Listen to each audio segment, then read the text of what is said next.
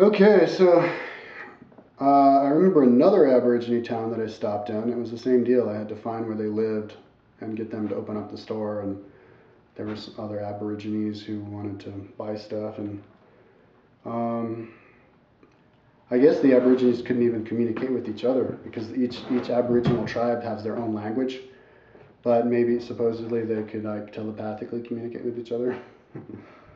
But yeah, at some points in this road though, it got kind of it was really wild. Like it wasn't a wide road; it was just two tracks on sand that I was riding down, and I had to push my bike for a lot of it, and then I'd ride for some of it. And so yeah, it was usually like 200 miles between the places, and every 3 hours, a car would drive by. One guy gave me some water on a car, tour guide. Yeah, some of the cars that drove by were actually tourists. And I think I saw some people on mountain bikes with a support vehicle who were maybe doing the crossing. And then I finally made it to where it was just a dirt road, and some guy offered to drive me 50 miles into some other town. Then I rode into it got paved, and I rode into Kalgoorlie. Kyle is the name of the town, and that was interesting. It was like a Wild West type of a town, um, mining town, and I stayed in a hostel, and a lot of people in the hostel were Australians who were miners, and I went into um, I went into a bar, and it was like the Wild West. All the waitresses were dressed in G-strings, and and it's funny. And then I rode into Perth, and it was interesting riding south because every day I could feel it getting colder and colder until I had to start sleeping in my tent to stay warm because I didn't have a warm sleeping bag, and then I started having to sleep on the side of the road like it was more populated and kind of, I guess, coming off the road a little bit.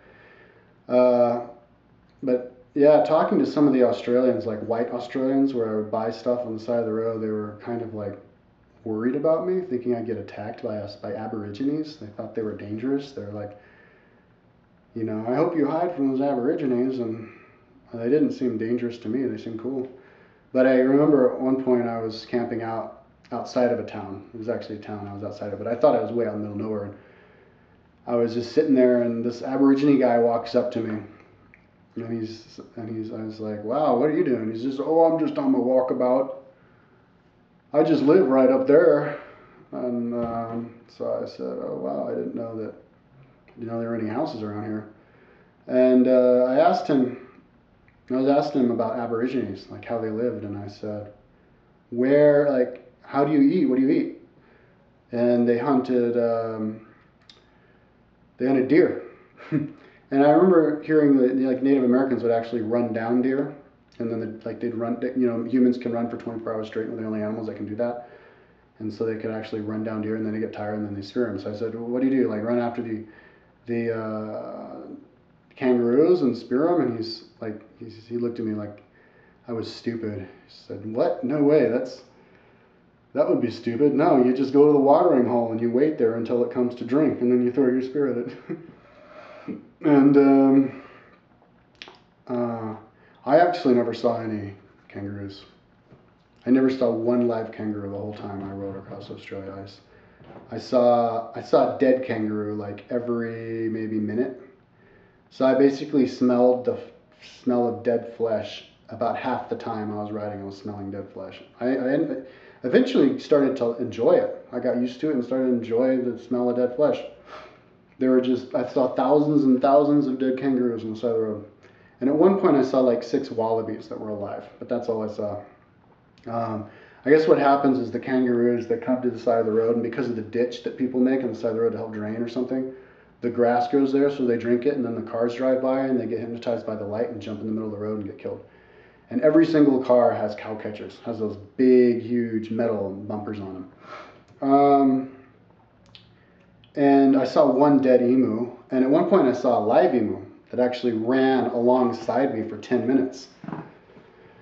Um, and and so yeah, so I made it to Calgary, and then I rode down south into Perth, and it was the first time there were actually trees. And it was also the first time that I actually saw hills, or like little bits of hills, and I actually went down a little bit of a descent while I went into Perth.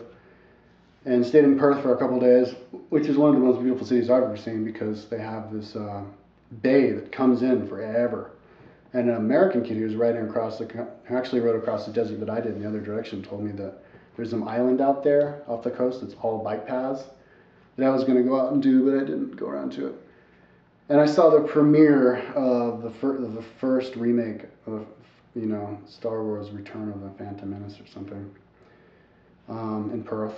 Everybody dressed up in Star Wars uniforms to see that. I was surprised that Perth there was so many Asians though. It seemed like half the people in Perth were Asian. Um, and they wouldn't let me read their magazines in their shops. But I didn't buy any.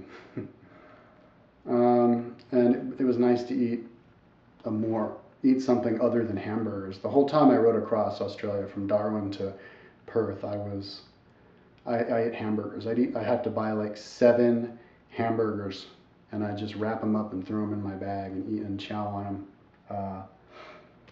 And they were kind of expensive. It wasn't cheap to ride across Australia because I had a big appetite, and those hamburgers aren't cheap. But they were good. They put beets on them. We don't put beets in hamburgers in America. I guess they call them beet something. Can't remember what the full name of it. But so I was in Perth for a couple days, and I rode down to the coast, almost to the coast at one point, on one day. And it was the first time I was in a first world big city since I was in Europe. And then I rode north along the edge of Australia. And on one day, I decided I'd see if I could do an endurance ride because I was getting stronger, better shape. And I rode for 30 hours straight, and it was 500 kilometers, about 300 miles. I'd stop every 3 hours for like a half-hour smoke break. By then, I was building up a tolerance to the marijuana, so I would have to smoke for like a half hour to get high. And in order to keep my blood sugars up, I would buy a big bag of jelly beans, and I basically eat the entire bag of jelly beans while I'm smoking my weed. And so yeah, I rode through, but I was riding pretty strong and hard, and I was riding with normal hiking shoes and straps, toe clips, so my feet were like in agonizing pain for riding that long. And I remember I stopped after 30 hours. I stopped at like 5 o'clock in the afternoon, and it was I felt great. My joints were aching a little bit, but I was totally alert, totally awake. My legs were totally fresh. I felt like I could have gone another 24 hours. And I probably should have tried it, but I stopped just because out of boredom. And so I stopped and I sat down, and I was so riled up I couldn't even get to sleep. I just got stoned and just sat there like and laid down, and probably should have kept riding. So I thought to myself, man, I'm going to go for a 48-hour ride. So I got on my bike and I was all excited about a 48-hour ride, but then my rim cracked in half. So I had to get on a bus and take the bus in the next town, which was Broome. And I stayed in Broome for 4 days while I waited for another wheel, which I ordered, but I ordered from another place. It was actually a tri-spoke or a 4-spoke plastic wheel, really heavy, like a cheap one. And I got that and rode north, but and then I tried to do that ride again, but then my 2-day ride again, but then my chain, I forgot to buy. Well, it wouldn't have mattered. The chain that I was riding stretched out, and I couldn't ride even 5 miles an hour without it totally slipping. So I stopped at a truck stop, or I guess they had these crocodiles that you could look at some river. I never went down to look at them. But this Dutch guy, really old Dutch guy who actually grew up in Indonesia and was part of Dutch, and he was in a concentration camp for a while there, told me all the story. But he drove me up to Darwin, where I bought a new chain and a new sprockets. And I went to a fair and had some long religious conversation with some evangelists. And bought some weed off of some guy who sold like watermelons. And then I rode down from Darwin again, and rode pretty much halfway to. The guy who drove me back to Darwin in his truck drove me maybe 100 miles or something. Well, it didn't drive me that far. And then this guy, I rode almost to Isa, I think it's called. I think it's technically the Big Lips. I have to stop.